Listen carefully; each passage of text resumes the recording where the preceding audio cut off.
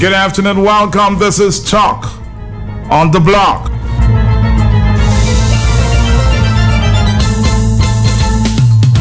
I'm following a few stories.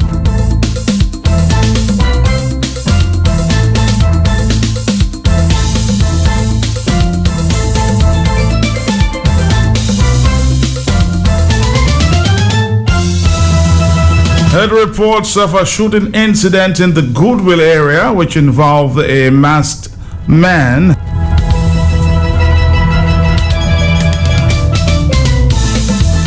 I've been told that one man was taken to the hospital after a shooting incident in Goodwill.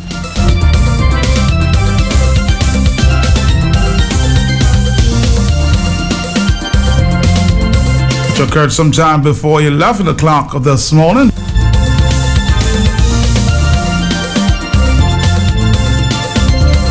Been told that the robber may have left with some monies, and before he left, shot a customer in that particular shop in Goodwill. Details still a little sketchy at this time, but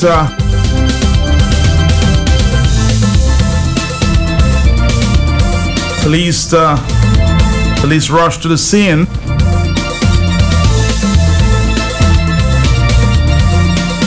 But no information just yet if this masked man was apprehended. Investigations continue. So, a shooting incident in the Goodwill area.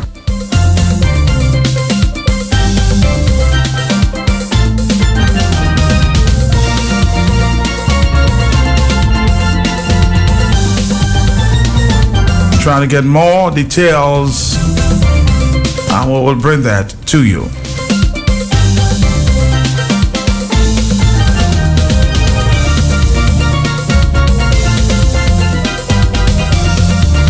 You really have some desperate people out there, huh?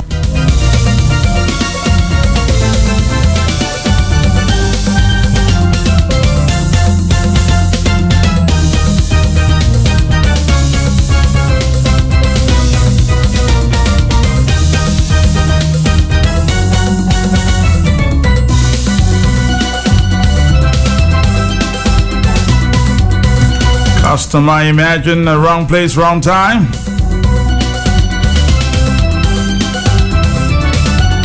Wish you the speedy recovery, my brother.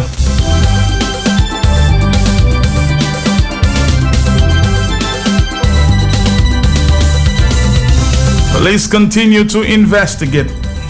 Coming back after this. L'Express des îles qu'a présenté et puis on fait qui tout petit pas ça plus petit qui ça c'est $250 pour aller vivre Martinique Guadeloupe cette les lundi et jeudi. And there's the Zen trip for $310, the Flex round trip for $380 and the new baby red pour enfants bas denandi pour $160. L'Express café aisé pour whole famille à voyager. So take a break visiter Martinique Guadeloupe cette les à sous l'Express avec si aussi pour card l'Express the Express Plus card ou que tu payes un free ticket pour chaque 5 tickets ou gain ensemble et puis les autres bénéfices. L'Express des îles toute l'année ensemble. www.q95da.com. It's our brand new dynamic Q Family website. Log in, interact, have fun on the pages of your favorite shows. Rise and Shine, The Hot Seat, Easy Rock 951, Nature Isle Cruise, Youth on Q, Knockout 95, Politics, Weekly Headlines, Island Rhythms, Soul to Soul Gospel, Creole Asser Q, The Big Link Up, Q Exposure, Power Drive 951, Q Classic Gold Flashbacks, Sports Rap, The Quiet Side of Q. Interact live with your show hosts and Q Family listeners worldwide in real time. Make your comments comments, give your feedback. Tell the world what's on your mind in the comments box at the bottom of the pages at Q95DA.com. You interact and connect instantly with friends and Q family members on the hottest social networks: Facebook, Twitter, YouTube, Instagram, LinkedIn, Messenger, Gmail, Google+. Make your comments in the box at the bottom of each news story on the news page by clicking on the headline of the news story. Log in to Q95DA.com. You'll just love to surf every unique page on our brand new dynamic interactive Q Family website. Browse through our interesting pages in your Q Family photo gallery. Listen to live audio. Watch intriguing videos on QTV on our homepage and in our video gallery. Q95 has long gone global. Place your web banners and video ads where the world is watching and listening on the big station, Q95DA.com. Streaming crystal clear audio and video in total liquid stereo. Don't miss out. Check Q95DA.com today and every day. Check it right now. Immerse yourself in what's hot and happening at www.Q95DA.com. Lock it in. Right on Q, the big station.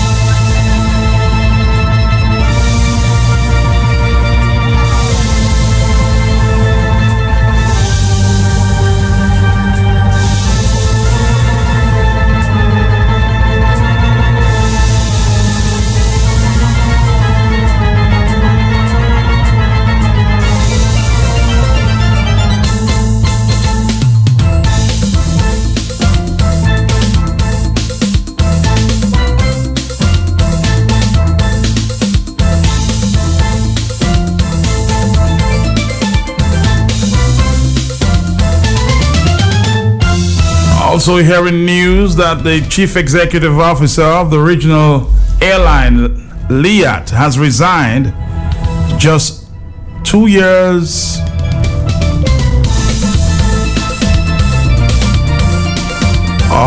let's reread that.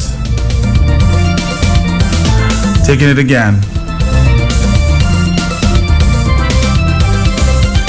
The CEO of the regional carrier, Liat, has resigned just shy of 2 years on the job. A well-placed source has confirmed that David Evans called it quits after a heated meeting with the board of directors last week.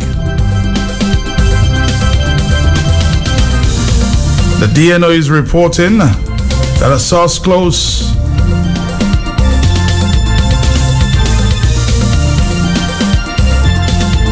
to the meeting revealed that it was over some agenda item discussed at the meeting. The reasons for the head of the carrier's departure are unknown at this point. Word of his exit comes over a year after Prime Minister Gaston Brown called for his resignation. Brown was adamant at the time that the CEO, who had been in the job for about a year, should tender his resignation after a plan emerged to collapse Liat and form a new airline solely owned by Barbados.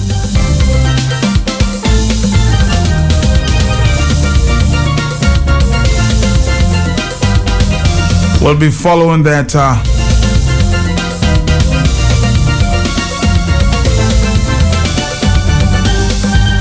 that issue very closely. Liat CEO resigns.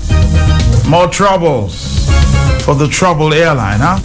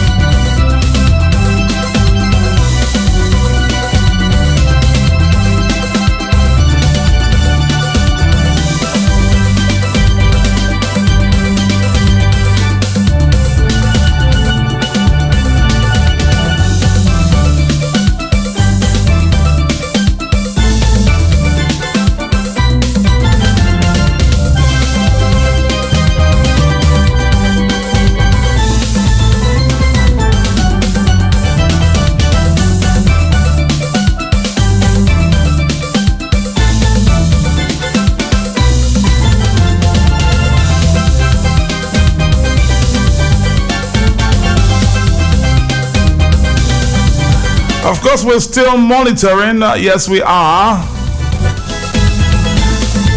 An earthquake that shook the town of Portsmouth and other parts of the northern section of Dominica on Tuesday morning. Of course, I called my good friend there and colleague. We worked in the media for a long time together, Father Herman Sharptis. You didn't know that, huh? He was in the media before he joined Priest. Lucky for him, right?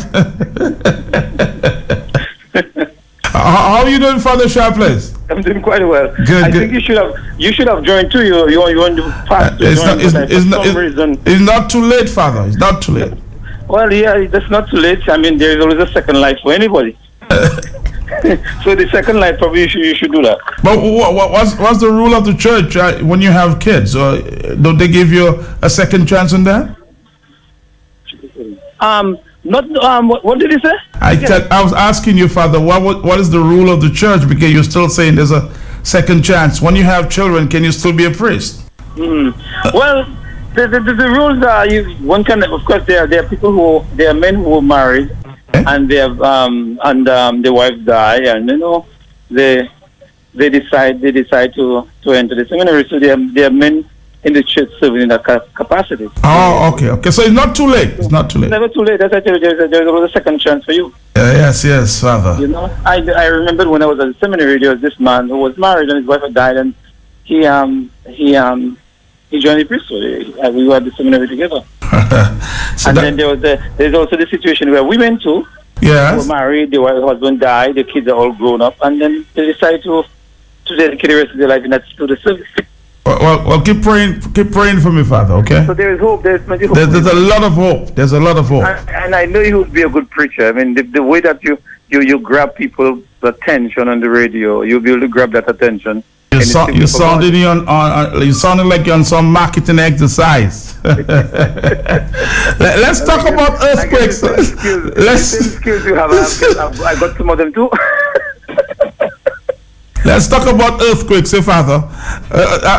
Tell me, what's the response up there in Portsmouth? People still talking about this? A lot of people. I guess people, people. The fear about it is that whenever it shakes, it brings back a lot of past into people's memory. So okay. And anytime you have a shake of that magnitude, people respond with tremendous anxiety and fear because everything is replayed right back into their mind. But after the shake this morning, I'm not aware if there's any other. Probably they were very, very tiny tremors, but nothing to show like what we had this morning. Apparently, there's nothing to worry about. The UAE Seismic Research Center said the earthquake took place at about 8:36. That was around the right. Just about that time, yes. Just around that time. And it measured 4.1 on the Richter scale. Mm-hmm. There is no doubt about it. The kind of shake, because as I said, the shake was a very sudden shake. It didn't prolong. It was a very quick, sudden shake, and everything just went back to normal. The epicenter of that quake was located about 50 kilometers north of Roseau and about 58 kilometers southeast of Pointe-à-Pitre, Guadeloupe, at a depth of about 5 kilometers. That's where we felt it so hard. Yes. Yeah. Well, as we say, keep praying. Yes, keep praying for sure. And I hope you're doing a lot of that in the matter. You have to pray a lot. You have to give praise every day, don't you? All the time. You can prayer has to be like the blood that flows into our system. And I think we need it more now than we have ever needed. More, plenty more. Yes. Yeah. This country needs prayers. Well, yeah, disaster, all these natural disasters, all these sudden things that are hitting us, things that we cannot explain with in human language, So we have to go turn to the Creator for His guidance and for His protection. I'm sure you know that well. But Father Sharptis, as usual, thank you for connecting with us. Anytime, man, anytime. Yes, I know that. I know you're still in the media, Yeah, well, when the kind of training guys like Ken Richards and Ferdinand Frampton instill in us, even though you move into another area of life, this thing's still in you. Yes, you still feel that you're part of it. Yeah, it's like, every time Ferdinand, you have Ferdinand on the radio, you know that is just what Ferdinand is. That radio doesn't get out of it. Yeah, we had a school at Voice of the Islands. Voice of the Island, yes. It was a very good training and breeding ground for many Many you had the likes of Julian Morris. Yes. You had what's the name at DBS? Ivona John Baptist. Ferdinand Frampton. Franklin Moses. Right. Alex Bruno, I think, started there. Alex Bruno started there. Then we had what's his name? Franklin Moses. I said was there with us for a while, and right. a few. We have some out there like Moses Raphael Jr. still in media in Florida. Started there too. Did some work there. Yeah. So we have the Pearl Richards too now in California. Yeah. So you see, and everybody has gone their own way. That's right. Yeah. Lucky for you. Lucky for you. You joined the religious order. I give service to I give total service to the church. I gave a lot of service, to the church as well. Voice of the Islands over That's 7 or 8 years. yes, so true. Father, we'll talk again, huh? Okay, Keep us updated. Keep us updated. Hello, talk to me here.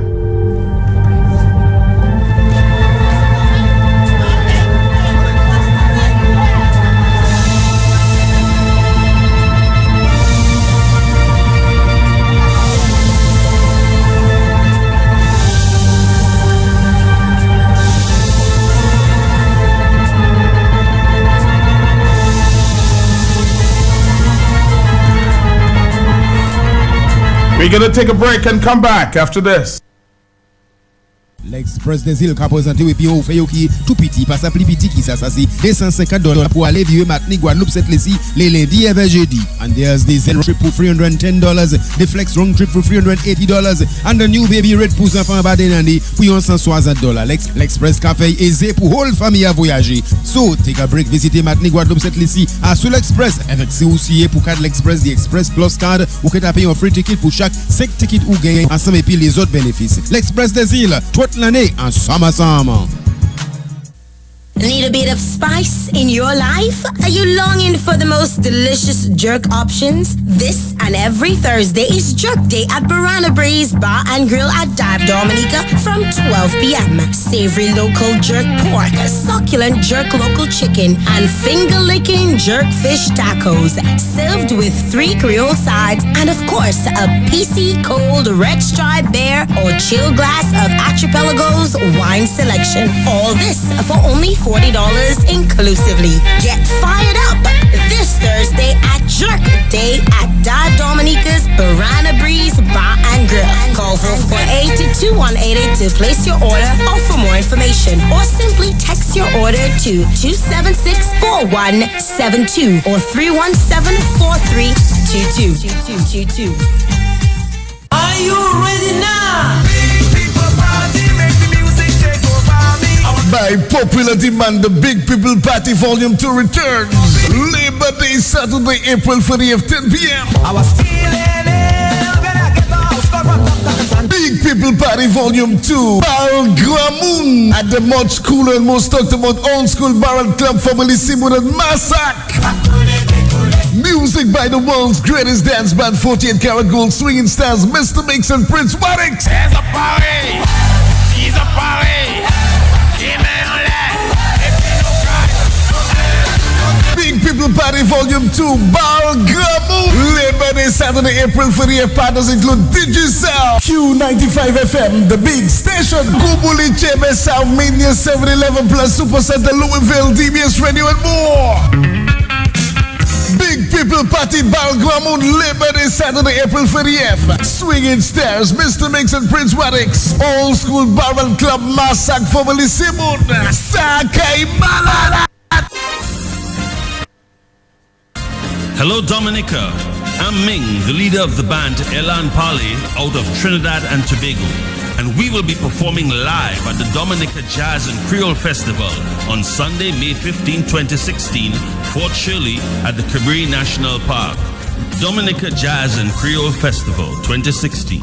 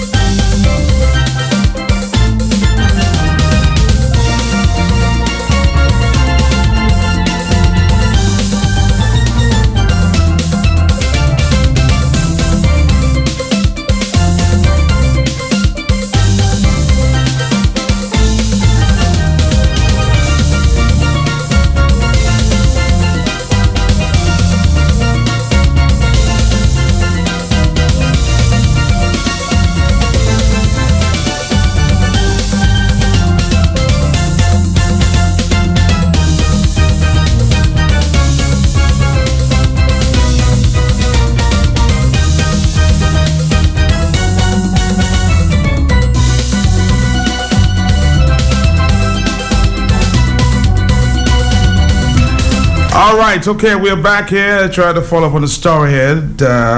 Taking me a few minutes. But let's go to the telephone line. Hello. 449-309-596. Taking the overseas line. Hello. Good afternoon, Matt. How are you? How are you? I'm good. This is your lover girl. Mm-hmm. Matt, everything Brian said this morning, I agree with him. I agree with Brian, Matt. You know I love you. Of course. I want you to expose the Prime Minister's boxer shorts for me, Matt. I want you to do it with Kate, Matt. You know I love you. I know I love you, and I love Brian too.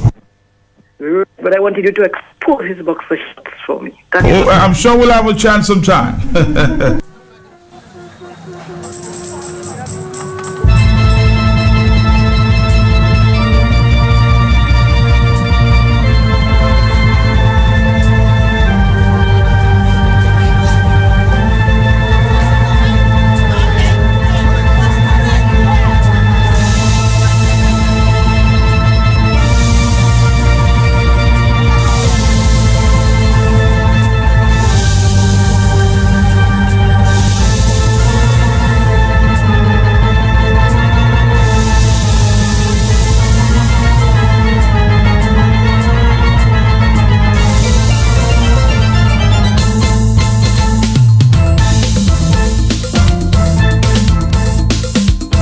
Of course, this morning I spoke to this a little bit there.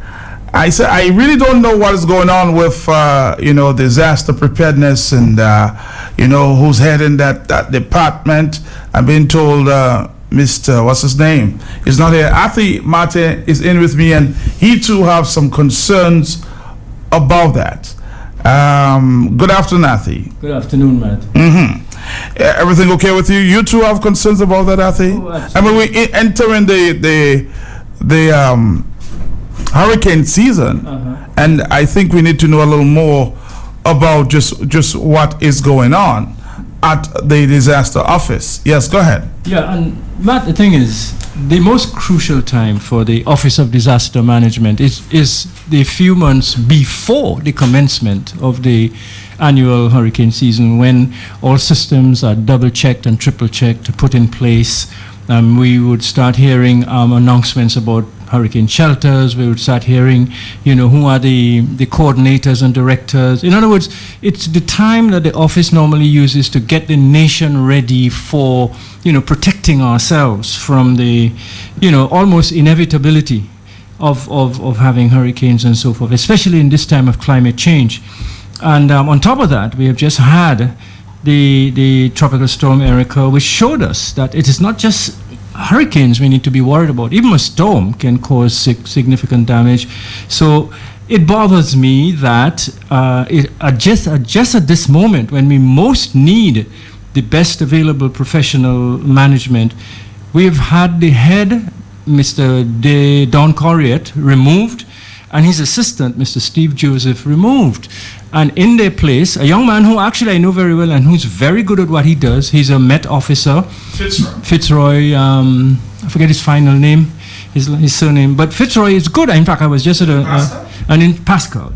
I was just at an international conference in Antigua with him a few weeks ago on drought in the Caribbean. And he definitely, his interest is climatology, which is fine. We do need trained climatologists here in Dominica.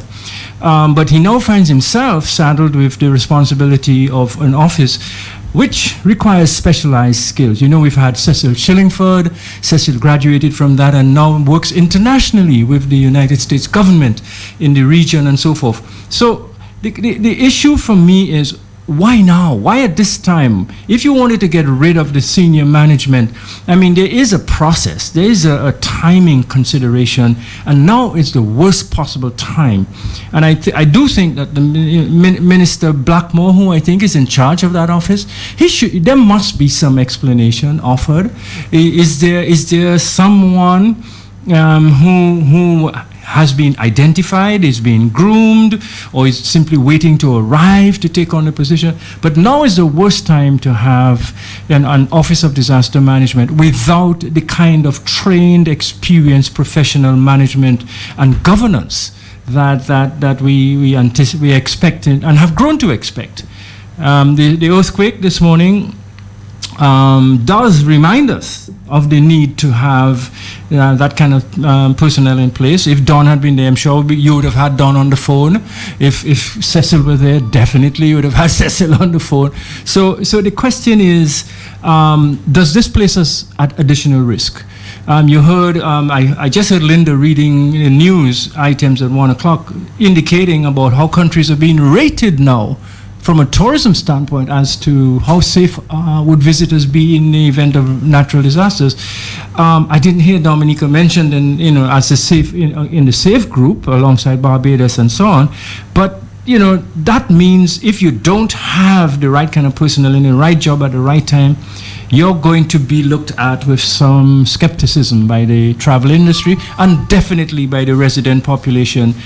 And those are the things that keep happening. People don't seem to consider them serious issues, but they are significantly serious issues, especially an island like Dominica that is prone to so many different types of disasters. Have you been monitoring the geothermal issue? Oh yes. Are we done? Because I've been following the story as it relates to geothermal, but not directly as it relates to forestry concerns about what you call a tadpole, right, that some people may have identified that may cause some issues. Right. I've been following that very, very closely, Matt. And in fact, I just was able to receive and read the summary of a most significant study that was concluded about the middle of last year by a French team of scientists on behalf of the French government. It's called a baseline study of the Roseau Valley in the context of geothermal development. And a baseline study is a study that should have taken place in 2005 or 2006 prior to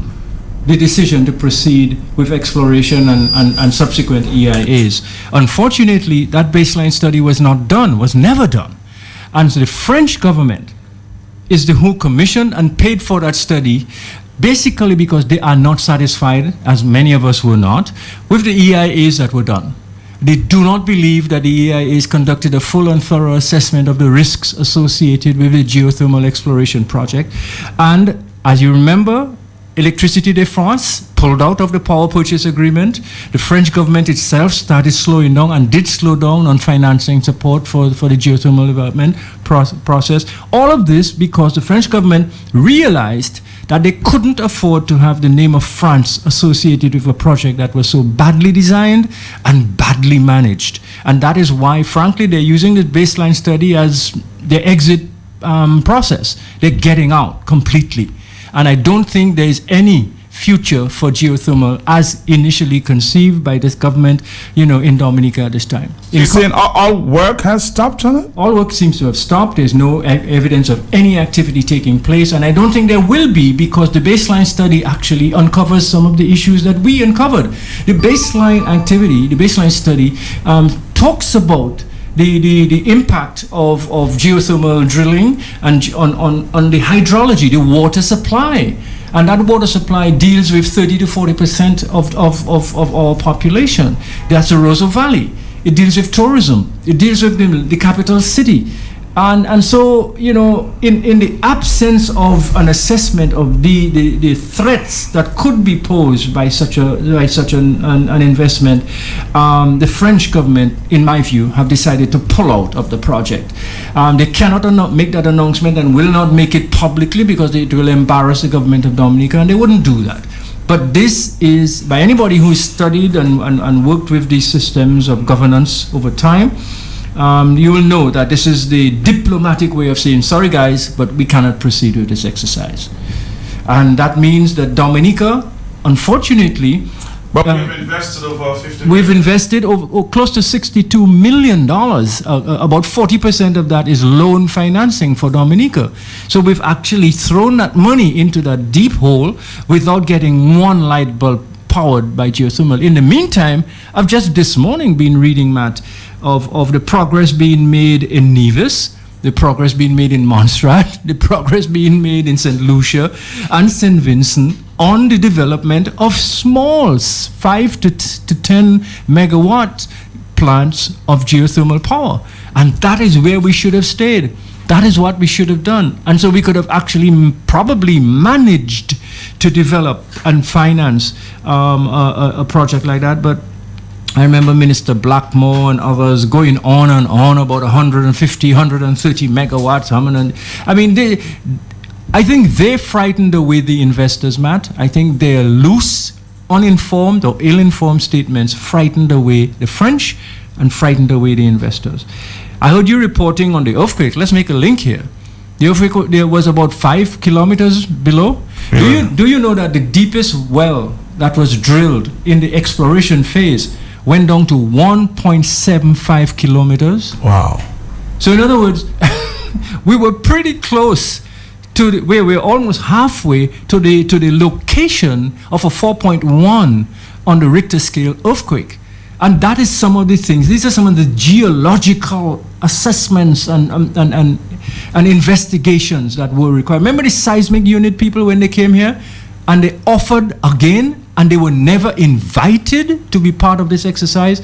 Man, this earthquake reminds us as to why the seismic unit in Trinidad needed to have been part of the project management unit for geothermal development in Dominica. We have people placing us at risk, Matt. That is the bottom line. They're placing us at risk because they're pursuing a politically driven agenda as opposed to a development driven agenda. That's the bottom line. I think I want to go to a regional issue here this time that was just, if you will, revealed that the chairperson or the head of LIAT, close to 2 years, basically resigned.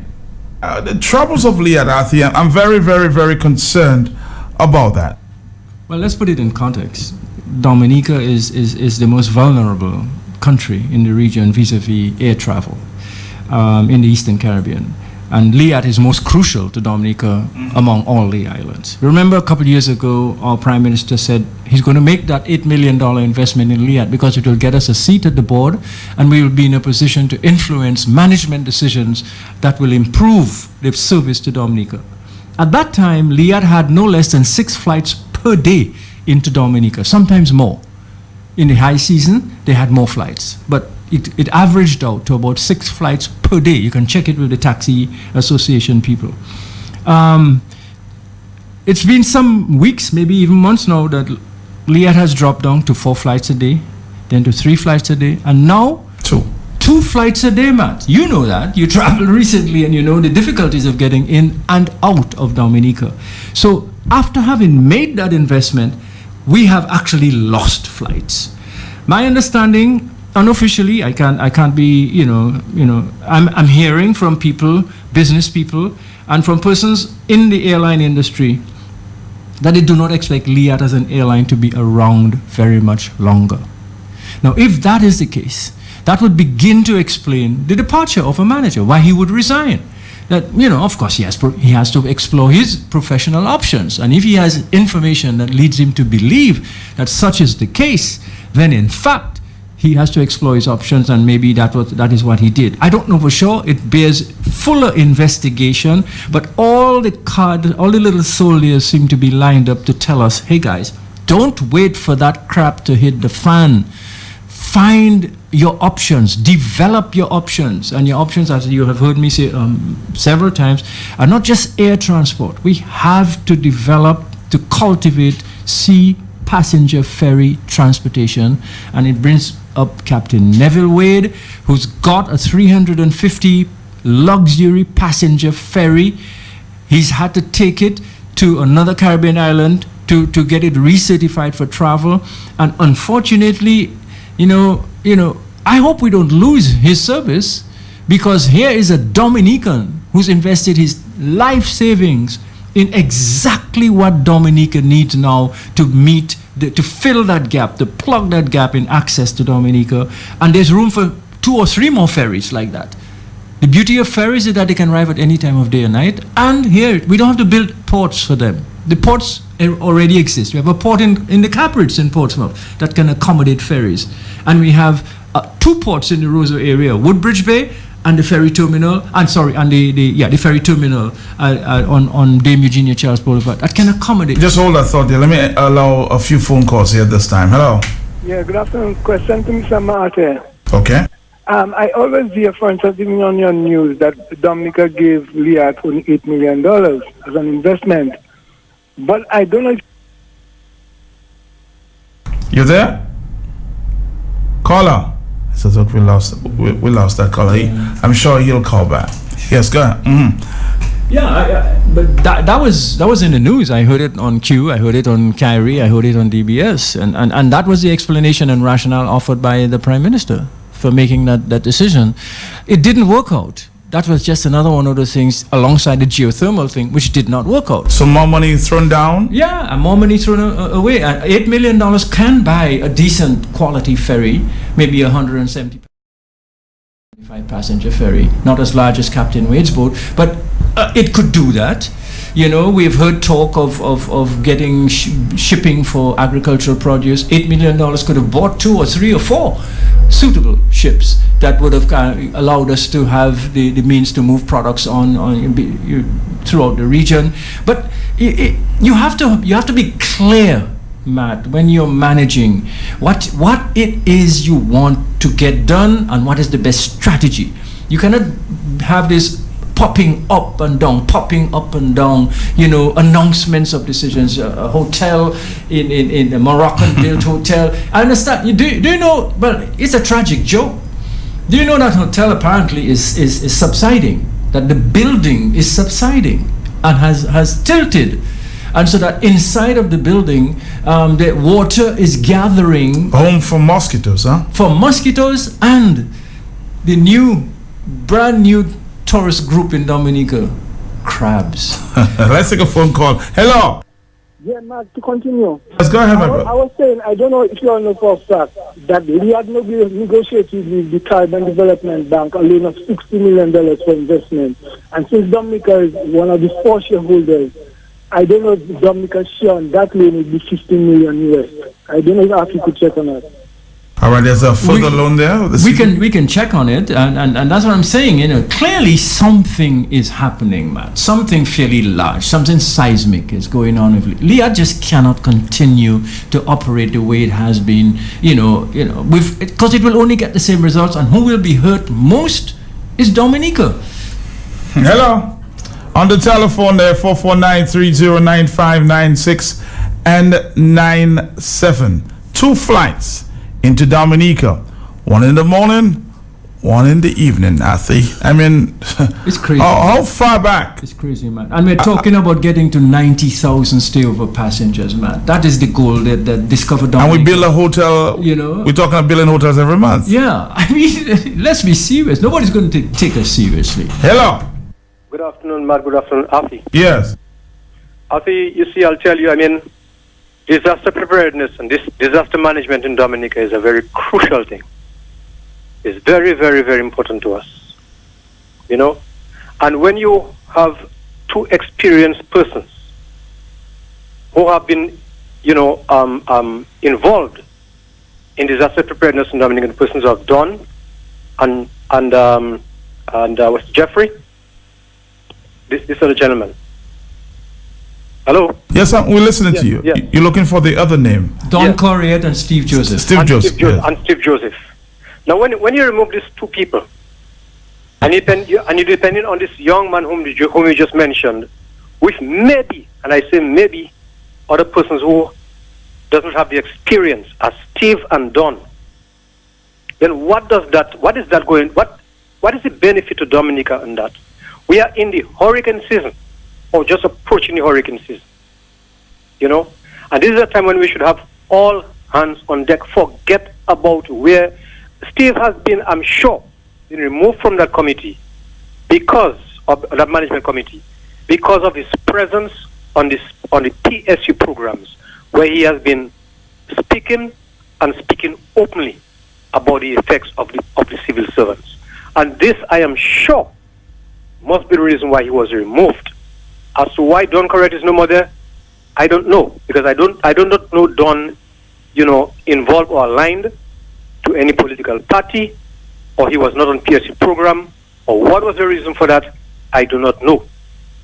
After what we are on, I want to get your opinion here on the IPO. Here it is that the IPO is sitting. The matter was brought to Parliament, where we have a reduced number of 3 persons. One being submitted to the president for the chairmanship. One being nominated by the government, and one by the opposition. The IPO is presently sitting and taking decisions without nominating the nomination of one person from the opposition. Which is, to my mind, very illegal. And if the government wants the IPO presently to take decisions, then they have to go back to Parliament. They have to go back to Parliament and must go back to Parliament to take whatever other decisions that they want to take. But presently, I believe, to my mind, it is illegal because a member has not been nominated by the opposition up to now. This is in the law. Thank you. Yeah, it would sound like the commission is not properly constituted because the law specifically makes mention of the number 3. So if the commission as an organ is not properly constituted, then it cannot properly proceed with the mandate of that which it is charged. We don't need to get too more complicated than that. Unfortunately, we have developed the habit over the last 10 years or so of ignoring the illegality of things, and in fact, just doing things comme si de nous fout. And so it really is necessary for more people who see these inconsistencies and these, anomalies to stand up and point them out. I mean, there are PSs who I'm sure see that. Where are their voices? There are former retired PSs and public servants who see that. Where are their voices on it? There are attorneys who fully, I'm sure, even more than you and I, appreciate the significance, the legal significance of having an organ of the Constitution able to carry out its duties only if it is properly constituted. So, yeah, I would agree with your assessment. But I wanted to go back a little bit, Matt, to the disaster office thing. I listened to you and Sharpless this morning, and you can sense the camaraderie, and that goes back. In other words, there's a network. You can call Ken anytime. Ken can call you for Dinah and so on. Now, that's what you build up over time. That's what Don and Steve, and before them, Cecil, have been able to do. So that when they pick that phone up and speak to their counterparts in the other islands and throughout the region and speak to the international agencies that work with them, there is a level of contact that allows things to be done quickly, which in times of disaster, which in that kind of situation are critical. Are absolutely critical. So it's not just about moving people.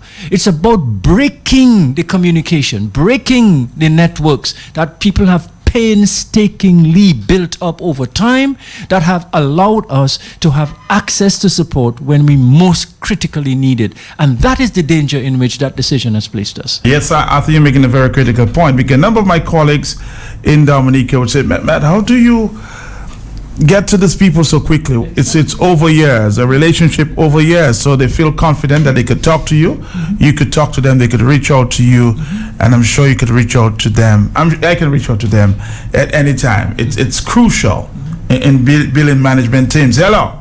Yeah, good afternoon, man. Hey, how you doing? All right, cool. This morning I was... Yes, sir. I want you to complete your thought. Go ahead. I hope you allow me to say what I am going to say. Go ahead. Matt, Section 10 of the IPU Act. Let me read it for you. I'm not a lawyer. I'm going to read for you. 10.1. The Commission shall meet at such time as may be expedient for the Commission to carry out its function. 2. A quorum of the Commission shall be 4. That is the whole Commission. Now it is amended to 2. 3. The proceedings of the Commission shall not be affected by any vacancy among its members or by any defects in the appointment of a member. Is that clear? Let me read it again. I'm listening to you. Proceedings of the commission shall not be affected by any vacancy among its members or by any defect in the appointment of a member.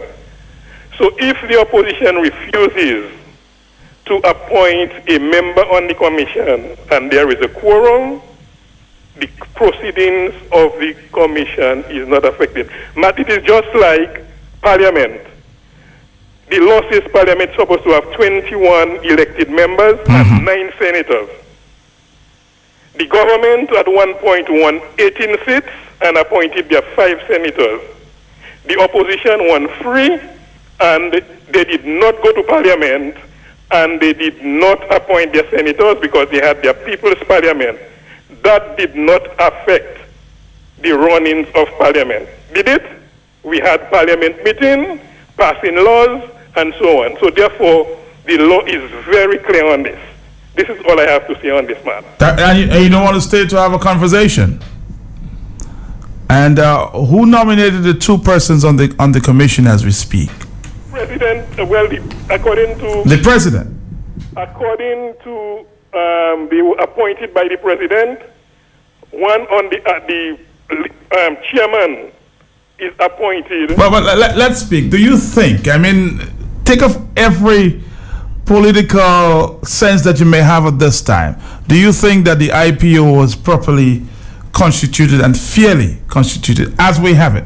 Matt, it is constituted by law. It is the law that constitutes the thing. The law says there shall be a commission of 3, and it says how they should be appointed.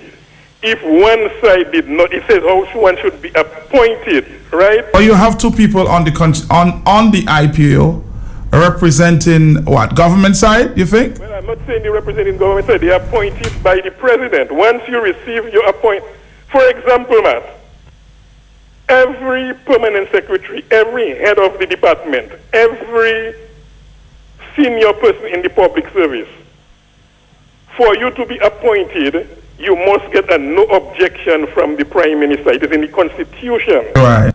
Right? The Constitution says that. So therefore, these people, any person, hold their post because the Prime Minister of the time wants them to be there. Okay. Right? When you become the the permanent secretary for health or the permanent secretary for this or the chief director of the treasury. But you're going wrong in circles there, Christian. I'm just asking you one simple question. Do you think that any decision will be taken at the IPO at this level as we have it, as it's constituted against the government of Dominica? Once there is something, I expect the people to act independently. All right, okay. You expect them to, but do you think that they will? They will act. All right, okay. Thank you very much. I can't get... but Afi, you see the point I'm trying to make? Oh, absolutely. And I think, I'm glad you allowed Mr. Christian to talk and say his piece because, this country is plagued by people like that in high places who believe that the letter, quote unquote, of the law is more important than the spirit of the law, who believe that even if you have a bad law, you must follow it, as opposed to making every effort to ensure that the spirit of the law, and there's another statement, there's another cliche that is so true, that justice must not only be done, it must appear to be done. In other words, you must comfort the people of the country that this is a fair law. This arrangement with the IPO is not fair. The previous arrangement was much fairer. And for people like that to come and to seek refuge in quote unquote, that's what the law says, as opposed to, is it right? Madam, his conscience has abandoned him. I answer my question. The answer is yes. Their consciences, their ability to think in terms of what's right and what's just has abandoned them. I see it in the court all the time where lawyers see that what they're doing and saying and supporting is wrong, but once they can get a technicality in the law, they will go with that, and the judges will do the same thing, and the net effect is that you have an implementation of law but a destruction of justice. Let's take a phone call. Hello. Who made the amendments to the laws? Who made the amendments? The recent amendments to the IPO. I'm sure you have the answer to that. It's clear. Of course I do. It doesn't seem Christian has the answer. The thing is, caller, he knows, and that's the problem. We have such a band of hypocrites, a band of people who parade themselves out there as professionals, as managers. And the most essential requisite of a good manager is that he has a conscience. He has a mind. He's able to distinguish between what's good and bad, what's right and wrong. These people go to church every Sunday. They probably, if they're Catholic, they probably receive Holy Communion every Sunday. Hallelujah if they go to some of the other religions and so forth. And yet they come out and they attempt to get people to abandon the benefit and power of reason and integrity and in favor of their... Let's take a final comment that we have to go. Hello. But Mr. Cristiano, it has to be yes, because he said they only senator. There's Senator Ron Green, Senator Ezekiel Basile, Senator Danny Luge, and Senator Sanford. So he's highly erroneous in trying to make a political point. Good afternoon here. That's our final call. We have to go.